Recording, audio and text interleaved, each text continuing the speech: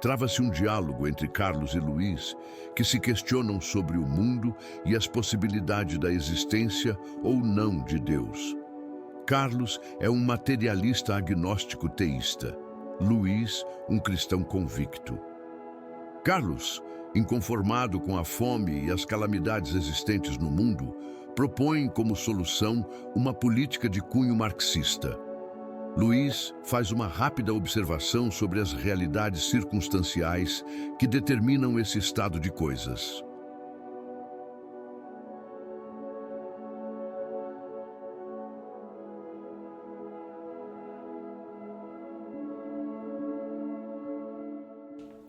Olha, eu não vejo assim o mundo. Eu olho para o céu, observável, e vejo um colorido fantástico, um azul imenso, com nuvens brancas fabulosas.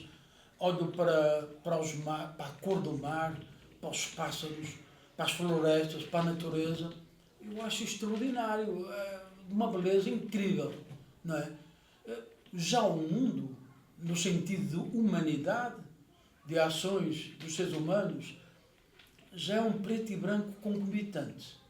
Ainda assim, prevalece o branco sobre o preto. Portanto, o branco só é a maioria das pessoas que é boa. E algumas extremamente luminosas. São pessoas excepcionalmente boas. Pessoas que se esquecem de si e que se dão para os outros. Assim como existe, infelizmente, pessoas extremamente escuras, não é? Capazes de crimes hediondos. O facto é que o mundo está do jeito que nós queremos. Ô Luiz, como é que nós estamos vivendo hoje? Uma corrupção ativa a todo momento, a gente só vê isso acontecendo. Um país que nem o nosso, com tanta agricultura, com tudo, e pessoas passando fome, não só aqui, mas no mundo também. A corrupção que nós sempre vimos, mas não da forma que está agora. Tem toda a razão. Mas você não percebe que os políticos são todos corruptos? Até que se prova o contrário, todos são corruptos. Já percebeu que, quando há uma eleição, o povo, os eleitores são uns deuses. Eles fazem qualquer coisa, prometem mundos e fundos, mas depois de eleitos, o povo, o que é isso do povo? Eles ficam completamente isolados na deles. Primeiro, querem os votos, para terem poder. Depois que têm o poder, querem o poder por ele mesmo. E, de preferência, querem ser reeleitos. É por isso que as coisas estão do jeito que estão. Eu me pergunto, por que chegamos nesse ponto? Isso que acontece é devido à ambição humana desmesurada. As pessoas sempre se gostam de impor. É um instinto primário, não é? E então sempre houve subordinados e subordinantes. Não é? E na política acontece exatamente isso. Não é? Os políticos procuram enriquecer para adquirirem poder e depois para terem o poder pelo próprio poder. Não é? Então isso é inerente, é quase que instintivo no ser humano. Na verdade, há sempre uma luta de classes que já vem lá atrás, muito lá atrás. Não? Sim, eu insisto com você. Mas como tudo isso aconteceu? Isso aí já é do tempo da pré-história. O homem das cavernas, no meio dos seus vizinhos, sempre tinha um mais forte e mais esperto que os outros. Não é? E, obviamente, que ele se impunha e os outros lhe obedeciam. Alguns cegamente, outros não. Uns espontaneamente aderiam a esse líder, outros não. Outros sem desejo nenhum disso, não é? E isso repete-se ao longo da história até aos dias de hoje. Há sempre a supremacia daquele que se impõe, do líder, do que comanda os outros, não é? E isso é quase que instintivo no ser humano. E isso é que vai lá no futuro e no momento onde se travam as grandes lutas de classes sociais, já são oriundas desses tempos, não é? E então, realmente, isso, em última análise, é a ambição humana desordenada, desmesurada, onde uns se sobrepõem sobre os outros. Aí eu te pergunto, por que Cristo não submeteu essa desigualdade social e não impôs essa igualdade entre os seres humanos? O que queria era evitar a insurreição dos indivíduos. Ele queria que se respeitasse a condição de cada pessoa, porque todos nós somos diferentes uns dos outros. Embora muito parecidos, efetivamente não existem dois seres humanos iguais. E ele queria evitar a insurreição, as vinganças, os ódios. É exatamente por isso. Não houve uma imposição. Não pode haver. Tem que haver um desejo de um bem, de uma igualdade, etc. Mas não forçosamente, assim como os políticos o fazem.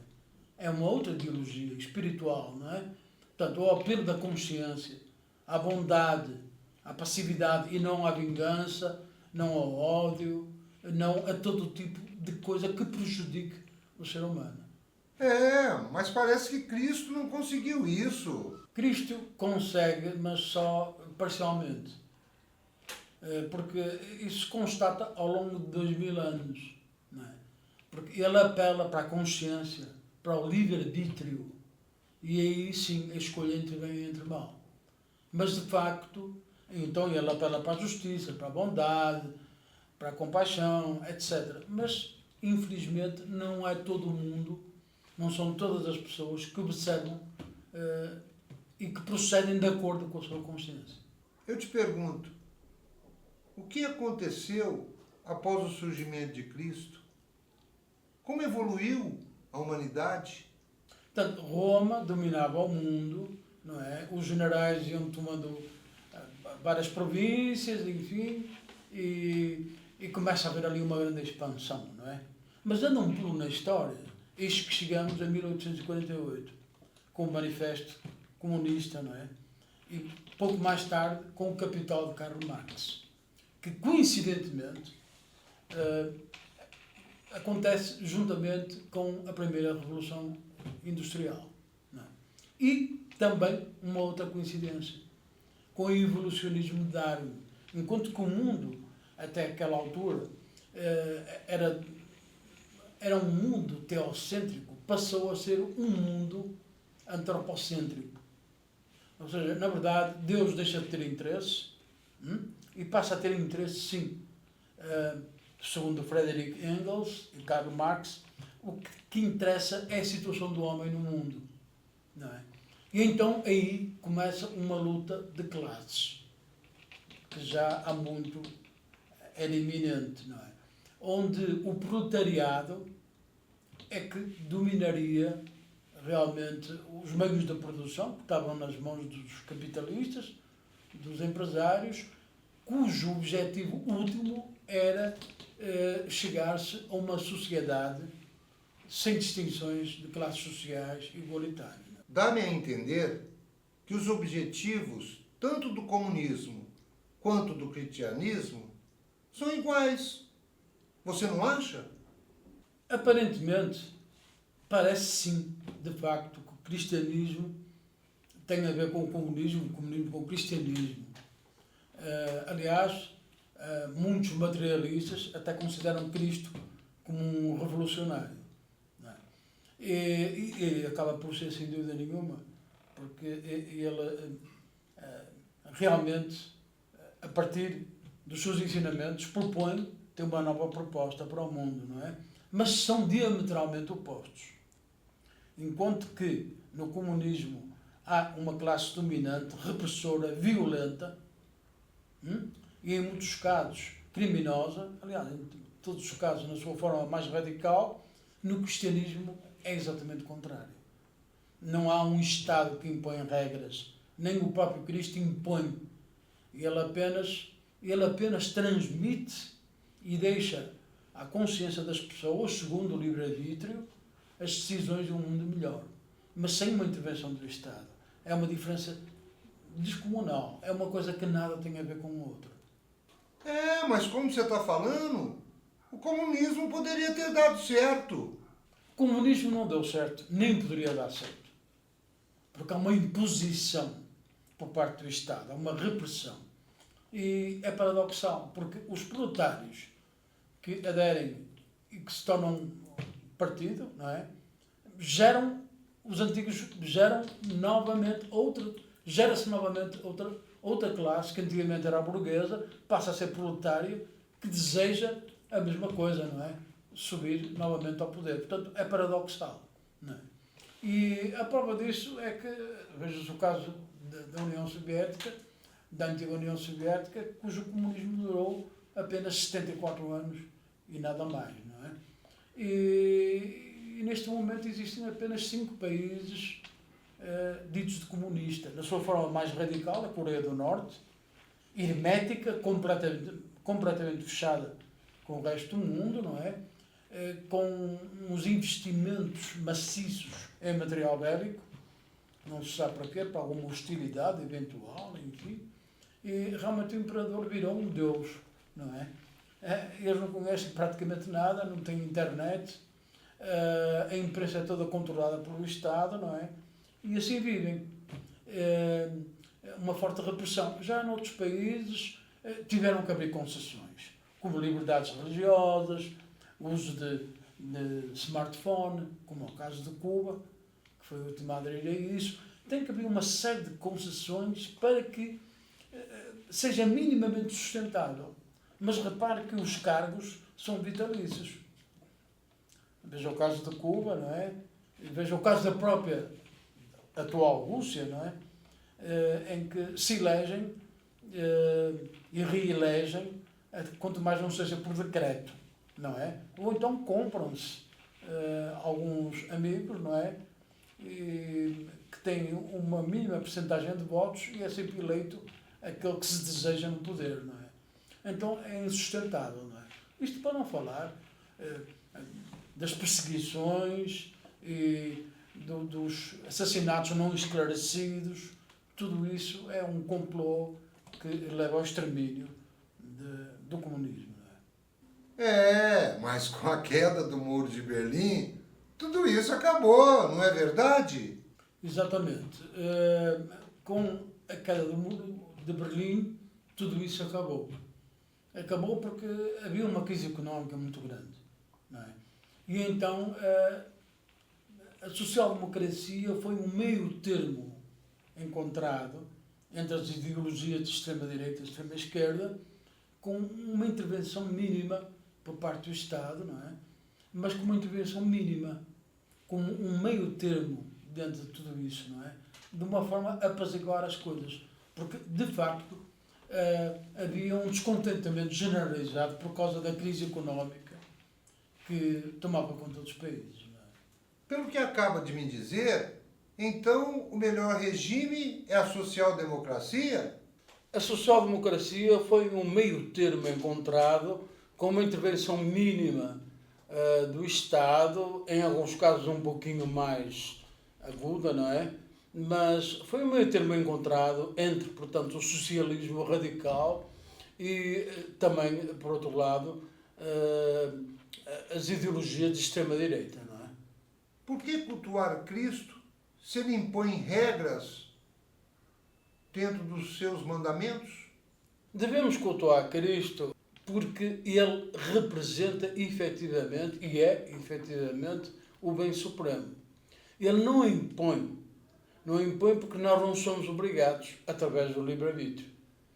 Mas existem regras se quisermos agradar a Deus. E essas regras, vou exemplificar, no trânsito de veículos existem regras, o chamado Código de Trânsito. Imagina se não houvessem regras de trânsito, pois se mesmo com as regras de trânsito, com o Código de Trânsito, existem inúmeros acidentes, fatais inclusive, imagina se não existissem regras. Portanto, é um código, digamos assim, entre aspas, de Cristo, se o quisermos seguir, e tão somente se o quisermos seguir, porque ele não impõe. Até não impõe exatamente por livre-arbítrio. Isso fica à consciência de cada um. Verifica-se que tem uma imposição do divino. Se você olhar numa nota de dólar, o que está escrito nela? In God we trust. E isso acontece em outros países. Isso eu acho um absurdo. Não existe uma imposição do divino, conforme você pensa. Existe apenas a sugestão dos bons princípios, que emanam de Cristo, que emanam de Deus. Portanto, ou você preferiria que se dissesse o que tivesse escrito nas notas de dinheiro: In Karl Marx we trust, ou In Frederick Engels we trust, ou In Hitler we trust. O que é que você prefere? Falar de Cristo é falar de Deus, penso eu. Olha, Deus existe mesmo. Primeiramente, pelas palavras de Cristo. Quando ele se refere ao Pai, quando ele se refere que eu e o Pai somos um só, não é? E, sobretudo, pelas argumentações cosmológicas, filosóficas e científicas. Cientificamente, as flutuações quânticas provam que o universo não precisaria de um criador. Essa sua afirmação é uma interpretação popular e, portanto, anticientífica. As flutuações quânticas derivam de partículas subatômicas subjacentes a uma fonte de energia que provém do vácuo quântico. Portanto, não é nada, é um estado físico. E obedecendo a uma premissa metafísica óbvia e indiscutível, do nada, nada vem. Freud disse que Deus não existe, que é apenas uma ilusão. Freud era dogmático e, portanto, não admitia qualquer conclusão, qualquer contra-argumentação relativamente às ideias dele. Não é? Então, ele se refere à existência de Deus como uma ilusão humana, dizendo que são instintos do ser humano. Mas isto sem sequer estudar, aprofundar e pesquisar isso. Ao contrário de Jung, não é? Mas é interessante verificar que esses instintos que o ser humano tem só se observam no ser humano, na pessoa, e não no reino animal, no irracional, em outros reinos, não é? Só se verifica no ser humano. Jung difere completamente de Freud e diz que o consciente é fruto do inconsciente. Portanto, o inconsciente contém arquétipos ancestrais de experiências passadas e sente-se sufocado por Freud. Tanto assim que entre 1913 e 1914 irrompe a amizade com Freud, porque ele sente-se sufocado pelo dogmatismo de Freud, que o impede de, através da experiência que ele obtém na psicanálise, de conhecimento do futuro e autoconhecimento, portanto. Ele reitera veementemente que o consciente deriva do inconsciente e há um inconsciente coletivo que aponta a Deus, a tal ponto que ele fala: eu não preciso de acreditar em Deus, eu sei que Ele existe. Uma pessoa é Cristo, a outra é Deus. Como ninguém o viu, como acreditar nele? Cristo é um facto histórico. Há comprovações históricas, nomeadamente, como por exemplo as de José Tácito, Plínio o Jovem e mais outros três, que não eram cristãos, eram romanos e se referiam a um homem chamado Cristo, que tinha seguidores chamados cristãos e que foi crucificado por Pôncio Pilatos. E Cristo se refere reiteradamente a Deus Pai. Mas, no entretanto, nunca ninguém o viu. E Cristo pode-se comprovar, não só pelas palavras do próprio Cristo, como também através de argumentos cosmológicos. Portanto, nomeadamente, como o princípio cosmológico da causalidade, ou causa primeira, e outros argumentos, como da contingência e outros mais, não é? Mas, particularmente, pelo argumento cosmológico de Calan. Portanto, esse argumento, servindo-se dos conhecimentos mais atuais da ciência, a partir da segunda lei da termodinâmica, da entropia, muito baixa que houve no início do universo, onde tudo era extremamente ordenado, e se observando a sintonia fina do universo, que existe uma causa primeira. Portanto, tudo tem uma causa, até chegarmos a uma causa primeira. Essa causa primeira, portanto, se chama Deus. E o que é Deus, portanto? Deus é uma mente extremamente poderosa, dotada de vontade própria, acausal, atemporal, espacial e eterna. Mas você está falando? E por que muitos cientistas dizem que Deus não existe? A maior parte dos cientistas acredita em algo de extraordinário que dê origem ao universo. Entretanto, outros apenas conseguem acreditar e entender que o universo é justificável até onde a física e a matemática conseguem explicar. A partir daí, consideram a aleatoriedade como o início do cosmos, não é? Mas é muito interessante, porque a aleatoriedade é um fenómeno indeterminado referente a um evento desconhecido, mas ainda assim existe. E é muito interessante verificar que o próprio Stephen Hawking, popstar da ciência, se refere, nas palavras dele, metafórica e relativamente, alegando o seguinte: se conseguíssemos entender a mente de Deus, então conseguiríamos entender a origem do universo. Porque, mais adiante, em outras palavras, ele se refere a uma exatidão matemática extremamente precisa para que o universo, para que o cosmos se tivesse originado. Portanto, ele mesmo, o próprio Stephen Hawking, ele mesmo admite, ainda que relativa metaforicamente, a existência de Deus. No entretanto, ele está muito mais preocupado em descobrir a origem do universo que essa incógnita incognoscível. Porque, na verdade, Deus em si mesmo é uma incógnita, é incognoscível, é um mistério. E assim tem de ser. Pois se Deus fosse cognoscível, conhecido, então não seria Deus, seria um homem.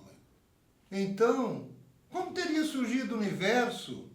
Uma vez que nenhum organismo biológico, químico ou inorgânico é capaz de se autorreproduzir, inclusive os elementos inorgânicos, o que eles podem é sofrer erosão, mas não têm capacidade de se reproduzir, pois é evidente. E com os biológicos acontece a mesma coisa. Portanto, existe, efetivamente, uma série de causas que nos levam à primeira causa. A primeira causa é essa, que é dotada de vontade própria, extremamente poderosa, cuja causa é ela mesma, portanto é uma causa acausal, dotada de livre-arbítrio, extremamente poderosa, espacial, atemporal, eterna e infinita. E isso se chama Deus. Um ser fora do universo e além do tempo é um disparate tão grande como um ser fora do espaço. Deus, portanto, não existe. É uma imagem fantástica e ilusória desse ser erguido e sobrenatural, todo-poderoso e que se atribui à criação e à direção do mundo. Os homens viveram um tempo muito longo sem qualquer religião. Começaram por formas dessas como o totemismo, o feiticismo, o animismo e a magia. Nesses tempos, não existia o conceito de Deus. Esse surgiu com o desenvolvimento da decomposição do regime da comunidade primitiva, as uniões tribais, com o aparecimento das classes sociais e do Estado. A ideia de um Deus único, Rei dos céus, formou-se como cópia do déspota oriental único. Engels não poderia ter dito o contrário, porque ele era um materialista e, juntamente com Karl Marx, ele foi um promotor, um iniciador do comunismo, não é? Portanto, do socialismo científico, não é? Então, a ideia de Deus não convém, não interessa. O que interessa são as condições do ser humano, as condições materiais de existência do ser humano, não é? E ele então argumenta, serve-se de um argumento que é uma faca de dois gumes. Ele se refere aos deuses helénicos, aos deuses gregos, que eram seres humanos comuns, como outros quaisquer, sem qualquer tipo de poder. E esses deuses, tanto assim era, que esses deuses sentiam inveja, ódio, vingança, enfim. E cada um desses deuses correspondia a um aspecto da vida cotidiana. O deus da caça, o deus do sexo, inclusive, por exemplo, a deusa Afrodita, as sacerdotisas se prostituíam para manter o templo de Afrodite. Portanto, nada tem a ver com o autêntico Deus, o Deus único, não é? E é interessante porque, se formos aos tempos da pré-história, o homem sempre procurou um Deus que justificasse as suas vidas, com as seguintes perguntas: de onde vimos, o que fazemos, para onde vamos. Então havia por parte do ser humano a procura de um Deus, enquanto que com Deus, na corporalidade de Cristo, acontece o contrário. É Deus que procura o homem e não o homem que procura Deus. E com todas as suas manifestações, as quais se verificam até aos dias atuais. Se Deus é incognoscível, o que sabe-se acerca dele? Isso é verdade e é um argumento amplamente difundido pelos ateus. E é 100% verdade. Deus é absolutamente incognoscível. E só assim poderia ser. Porque se não o fosse, então não seria Deus. Ou seja, portanto, o que nós sabemos é o que Deus quer do ser humano, através de Cristo, por intermédio de Cristo, que é a corporalidade de Deus. Não é? Agora, como é que é a mente de Deus? Como ele pensa, o que ele pensa, isso é completamente incognoscível. E só assim poderia ser. Mas que caráter é esse? E como é possível sabê-lo? Os atributos de Deus conhecem-se a partir dos chamados mandamentos, tal código de Cristo, não é? Os mandamentos, que são justos, bons, promovem a paz, o entendimento e a felicidade, portanto, entre os seres humanos, não é? E então esse código que nos foi passado por Cristo, ele se constitui do caráter, isso é o caráter de Deus. E repare, o caráter de Deus está acima da sua soberania. E como se explica a Inquisição se os cristãos matavam as pessoas em fogueiras? Cristãos eram, isso sim, apóstatas. Fizeram exatamente o que Deus não queria que se fizesse. Impor Deus, matar, vingar, causar sofrimento. Fizeram tudo o que Deus não queria, que Cristo não queria. Fizeram o oposto. O oposto. Ora, intitulavam-se de cristão. O Hitler também se intitulava de cristão. Se considerava cristão. Apesar de depois, mais tarde, ter negado e atacado a própria igreja, etc. Intitulava-se cristão. Era cristão? Era tudo menos um cristão. As religiões cristãs, sejam quais forem, elas são boas. Porquê? Porque se fundamentam nos bons princípios. Uma coisa é a teoria, outra é a prática. E então o que ocorre é o seguinte: nem sempre a prática, ou muito raramente, a prática é condizente com os princípios. Isto se explica de uma forma muito simples. É que o ser humano obedece primeiramente aos seus instintos primários. E daí vêm consequências. Mas as religiões em si, seguindo os bons princípios, as religiões cristãs, seguindo os bons princípios, os princípios emanados de Deus, por intermédio de Cristo, são boas. Já a atuação dos seus membros é que muitas vezes, se não em quase todas as vezes, falha. Como pode ser tudo bom se tem tantas imperfeições no mundo? De facto, uma coisa é o cosmos, o céu observável, o céu profundo, de uma beleza extrema e da própria natureza, do planeta Terra em si. Agora, quanto ao mundo, entenda-se, as ações da humanidade, essas infelizmente estão cheias de imperfeições, é verdade. E o próprio planeta Terra sofre as consequências dessas imperfeições, desses erros humanos. Como e por quê? Deus permitiu que o mal existisse. É interessante porque esse é um argumento fundamental dos ateus, não é? E é tão simples. O mal é a consequência direta do livre-arbítrio. Mais ainda, a existência do mal é uma prova extrema da bondade de Deus para com o ser humano. Você me pergunta como assim? Olha, nós poderíamos ser meros robôs, podíamos ser irracionais, tal como os animais. Podíamos não ser dotados de consciência nem de razão. No entretanto, somos livres à semelhança do próprio Deus, do próprio Criador. Mas existem pessoas boas que não acreditam em Deus. Como você explica isso? Isso é uma verdade incontestável. De facto, existem pessoas extremamente boas que não acreditam em Deus. E o interessante é verificar nisso que, ao contrário de outras pessoas que convenientemente ou confortavelmente repudiam a ideia de Deus e da consciência, não é? Essas pessoas procedem inconscientemente que a consciência lhes indica o bom caminho. Portanto, de alguma forma, esses princípios estão incutidos na mente deles. Da mesma forma que Jung corrobora aquilo que eu acabo de dizer, não é?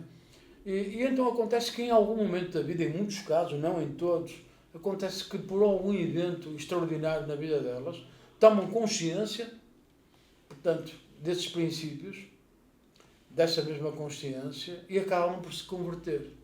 Acabam por admitir que essa consciência em muito supera os seus instintos primários. E normalmente isso acontece quase sempre um pouco antes da morte. E como surgiu o ser humano? O ser humano, do ponto de vista da ciência, ele começa com a água, e depois com as bactérias, e depois vai adquirindo complexidade, moléculas que se acumulam e que formam... É um processo muito complexo, até que finalmente se forma o ser humano. Do ponto de vista filosófico e do ponto de vista cosmológico, é o seguinte: já percebeu que antes que existisse o homem, foi necessário que existisse o cosmos, ou o universo? O universo tem aproximadamente 13,8 bilhões de anos, enquanto que a Terra tem 4,3 bilhões de anos, segundo estimativas aproximadas. Então foi necessário que existisse o universo para que o ser humano existisse. O ser humano, portanto, não poderia existir sem esse universo necessário. Então houve uma preocupação por parte de algo incognoscível em formar esse universo para que o homem pudesse existir. São essas as provas que Deus existe? Olha, existem muitas outras evidências e provas, não é? Mas a questão está em admiti-las ou não. Portanto, tenha o espírito aberto, sem preconceitos. Abra-se a possibilidades e veja se há coerência e lógica nessas argumentações todas. E, de facto, chegamos a esta conclusão. Não é nenhuma ideologia humana, nem de extrema-direita, nem de extrema-esquerda, nem de centro, que vai melhorar o mundo. Mas sim os princípios cristãos. E mais ainda, quanto mais forem exercidos, melhor será o mundo.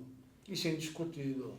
Agora, o ser humano é livre e cada um faz as suas escolhas, as suas opções. E depois há que arcar, sofrer com as consequências, sejam elas morais, espirituais ou sociais.